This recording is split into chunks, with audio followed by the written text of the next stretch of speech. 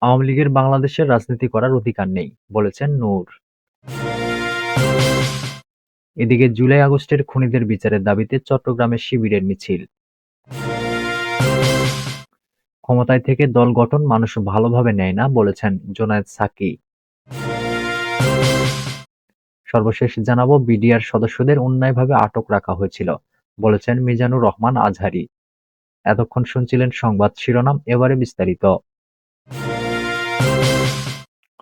আওয়ামী লীগের বাংলাদেশে রাজনীতি করার অধিকার নেই, বললেন নূর। গণ অধিকার পরিষদের সভাপতি ও ডাকসুর সাবেক ভিপি নুরুল হক নূর বলেছেন, যারা আওয়ামী লীগ কিংবা ফ্যাসিবাদকে পুনর্বাসন করার জন্য কাজ করবে তাদের বিরুদ্ধে আমাদের সোচ্চার থাকতে হবে।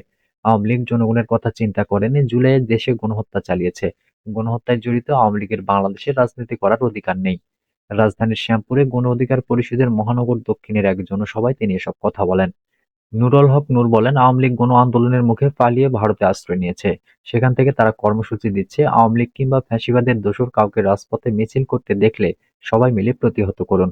ভারতকে বলবো, গণহত্যা মামলার আসামি শেখ হাসিনাকে বাংলাদেশে ফেরত পাঠান। গণ অধিকার পরিষদ সভাপতি বলেন, জুলাই গণ অভ্যুত্থানের পর গঠিত সরকার দেশকে স্থিতিশীল করতে পারেনি। তাই যত দ্রুত সম্ভব একটা অবাধ সুষ্ঠু নির্বাচনের মাধ্যমে ক্ষমতা হস্তান্তর করুন। এই সরকারকে জনগণের পালস বুঝে কাজ করতে হবে। আমরা চাই সামনে যে স্থানীয় ও জাতীয় নির্বাচন হবে সেখানে জুলাই গণঅভ্যুত্থানে নিহতের পরিবার ও আহতদের স্বজনরা অংশ নিয়ে গণঅভ্যুত্থানের কাঙ্ক্ষিত বাংলাদেশ গঠনে ভূমিকা রাখবে। ৭১-এর মুক্তিযুদ্ধের পর আওয়ামী লীগ সেই চেতনাকে বিক্রি করে দেশে গণহত্যা চালিয়েছিল। গত ১৬ বছর মুক্তিযুদ্ধের চেতনার নাম করে বাংলাদেশে ফ্যাসিবাদ কায়েম করেছিল। আমাদের খেয়াল রাখতে হবে ২৪-এর গণঅভ্যুত্থানকে পুঁজি করে নতুন করে ফ্যাসিবাদ কায়েম যেন না হয়। জুলাই-আগস্টের খুনিদের বিচারের দাবিতে চট্টগ্রামে শিবিরের মিছিল। জুলাই-আগস্টে গণহত্যার সঙ্গে জড়িতদের বিচারের দাবিতে মিছিল করেছে চট্টগ্রাম মহানগর শিবির। জুমার নামাজ শেষে আন্দরকিল্লা শাহী জামে মসজিদ থেকে মিছিলটি শুরু হয়। শিবিরের কেন্দ্রীয় অর্থ সম্পাদক তাওহিদুল হক মিজবার নেতৃত্বে মিছিলটি নিউ মার্কেট মোড়ে এসে সংক্ষিপ্ত সমাবেশের মাধ্যমে শেষ হয়। সমাবেশে তাওহিদুল হক মিজবা বলেন, ১৯৭২ সাল থেকে ২০২৪ পর্যন্ত আওয়ামী লীগ ও ছাত্রলীগ যে পরিমাণ গণহত্যা চালিয়ে একদলীয় শাসন কায়েমের চেষ্টা করেছে, তাদের এ দেশে আর রাজনীতি করার নৈতিক অধিকার নেই। সমাবেশে শিবিরের কেন্দ্রীয় মাদ্রাসা সম্পাদক আলাউদ্দিন আবির বলেন, গণহত্যাকারী হাসিনা ও তার দোসরদের দ্রুত বিচার নিশ্চিত করতে না পারলে ছাত্র জনতা ঘরে বসে থাকবে না, তারা জুলাই-আগস্টের মতো রাজপথে ঝাঁপিয়ে পড়বে। মহানগর উত্তর ছাত্র শিবিরের সভাপতি তানজির হোসেন জুয়েল বলেন, ছাত্রলীগ যে গণহত্যা চালিয়েছে তার জন্য জাতির কাছে ক্ষমা এবং বিচারের মুখোমুখি হওয়া ছাড়া তারা এদেশে আর কোনো প্রকার রাজনৈতিক কর্মকাণ্ড পরিচালনা করতে পারবে না। চট্টগ্রাম মহানগর দক্ষিণ ছাত্র শিবিরের সভাপতি প্রশাসনকে উদ্দেশ্য করে বলেন, আমাদের কাছে খবর আছে আপনারা স্বৈরাচারের সঙ্গে আঁতাত করে তাদের এদেশে পুনর্বাসন করার চেষ্টা করছেন। তারই অংশ হিসেবে তারা নগরীর জিসি মোড়ের মতো জায়গায় মিছিল করার সাহস দেখিয়েছে।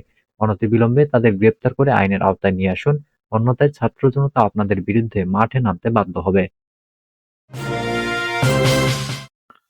ক্ষমতায় থেকে দল গঠন মানুষ ভালোভাবে নেয় না, বলেছেন জোনায়েদ সাকি।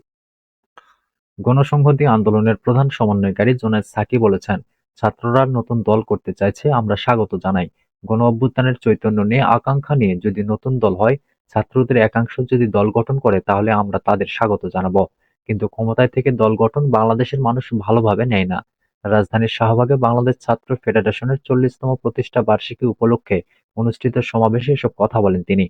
সভায় সভাপতিত্ব করেন সংগঠনের সভাপতি মশিউর রহমান খান রিচার্ড। সঞ্চালনা করেন ফেডারেশনের সাধারণ সম্পাদক সৈকত আরিফ। জোনায়েদ সাকি আহ্বান জানান, রাজপথে আসেন, জনগণের ভেতরে থেকে নতুন দল গড়ে তোলেন, যেমনটা আমরা গড়ে তোলার চেষ্টা করেছি। আমাদের ইতিহাস সংগ্রামের ইতিহাস, আগামী ইতিহাসও জনগণের স্বার্থের পক্ষে, বৃহত্তর স্বার্থের পক্ষে থাকবে।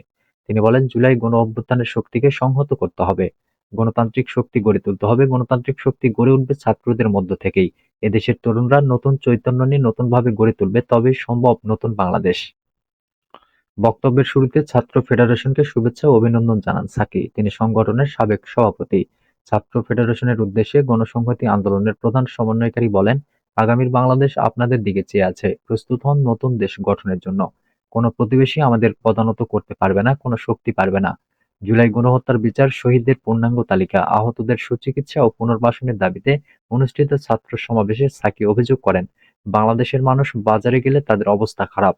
জানমালের নিরাপত্তা নেই, দেশের মানুষ দেখতে পাচ্ছে তাদের জীবনের ভয়ঙ্কর সংকট। বিডিআর সদস্যদের অন্যায়ভাবে আটক রাখা হয়েছিল বলেছেন মিজানুর রহমান আজহারী। বিডিআর সাবেক সদস্যদের অন্যায়ভাবে আটকে রাখা হয়েছিল বলে মন্তব্য করেছেন ইসলামী আলোচক মাওলানা মিজানুর রহমান আজহারী। শুক্রবার দিবাগত রাতে চট্টগ্রামের প্যারেড ময়দানে তাফসীর মাহফিলে প্রধান অতিথির বক্তব্যে তিনি এসব কথা বলেন। ৫ দিনব্যাপী এই মাহফিল আয়োজন করে ইসলামী সমাজ কল্যাণ পরিষদ। শুক্রবার পঞ্চম দিনে প্রধান অতিথি হিসেবে বক্তব্য দেন তিনি। মিজানুর রহমান আজহারী বলেন, বিডিআর সদস্যদের অন্যায়ভাবে আটকে রাখা হয়েছিল। তাদের কেউ ৬ মাসের মেয়েকে রেখে জেলে গিয়েছিলেন। বের হয়ে দেখেন এই মেয়ে বর্তমানে ১৭ বছর বয়সী হয়ে গেছে। এই মেয়ের শৈশব তার বাবা দেখেনি, কৈশোর দেখেনি এবং তারুণ্য দেখেনি। বর্তমানে মেয়ে বিয়ের উপযুক্ত হয়ে গেছে। তিনি বলেন, আমরা বাংলাদেশে অন্যায় দেখতে চাই না, প্রতিহিংসার রাজনীতি চাই না। একদল আরেক দলকে নিশ্চিহ্ন করার রাজনীতি করুক, আমরা আর দেখতে চাই না। আমরা সুশাসনের বাংলাদেশ চাই এবং মানবিক বাংলাদেশ চাই। আওয়ামী লীগ সরকারের সমালোচনা করে আজহারী বলেন, উন্নয়নের নামে ৩.৫ লাখ কোটি টাকা চুরি করেছে। ইসলামে শরিয়া মোতাবেক চুরির শাস্তি হচ্ছে প্রকাশ্যে হাত কেটে দেওয়া। তাদের হাত কেটে দেওয়া উচিত। ২৯ বছর আগে থেকে প্যারেড ময়দানে তাফসীরুল কোরআন মাহফিলের আয়োজন করে আসছে ইসলামী সমাজ কল্যাণ পরিষদ। ৫ দিনব্যাপী এই আয়োজনে উপস্থিত থাকতেন প্রয়াত ইসলামী চিন্তাবিদ দেলোয়ার হোসেন সাঈদী। তার উপস্থিতিতে জনসমুদ্রে পরিণত হতো পুরো প্যারেড ময়দান। বাধা কাটিয়ে ১৮ বছর পর সাঈদীর স্মৃতি বিজড়িত সেই মাঠে শুরু হয় ঐতিহাসিক সেই তাফসীর মাহফিল।